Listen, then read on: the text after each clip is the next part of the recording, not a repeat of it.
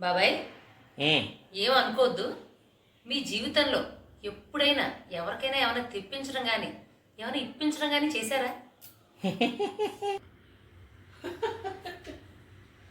నువ్వు అన్నది నిజమే. నేను నా జీవితంలో ఒక దశ వరకు ఇప్పించడం కానీ తెప్పించడం కానీ చేశానమ్మా. ఆ తర్వాత నుంచి చెయ్యలేదు.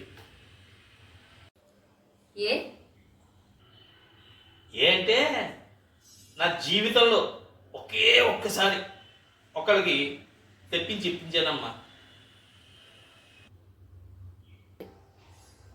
అవి తిని వాడు వాంతులు చేసుకుని హాస్పిటల్లో చెయ్యి చివరికి 10,000 రూపాయలు వాడికి బిల్లు అయింది.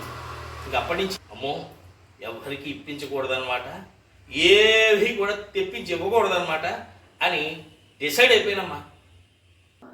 అంటే సెంటిమెంట్ కొద్దీ మానేశారనమాట. ఎస్.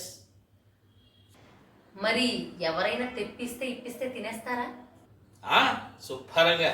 ఎందుకంటే ఎవరైనా తెచ్చి మనకి ఇచ్చి తినండి అని అంటే అది ఎంత శుభ్రంగా అరిగిపోతుందో. పైగా ఆ తినటం వల్ల ఆరోగ్యంగా కూడా ఉండగలుగుతున్నాను. అందుకని నేను ఈ జీవితంలో ఎవరు ఏది తెచ్చి పెట్టి తినమన్నా తినేస్తానమ్మా. అదన్నమాట సంగతి. మరి ఏమనుకుంటావు? ఎందుకు అమ్మాయి, నువ్వేం తెప్పిస్తున్నావు, ఏమి ఇప్పిస్తున్నావు, ఏమి తినిపిస్తున్నావు? వేస్తారు, నాకే వేస్తారుగా.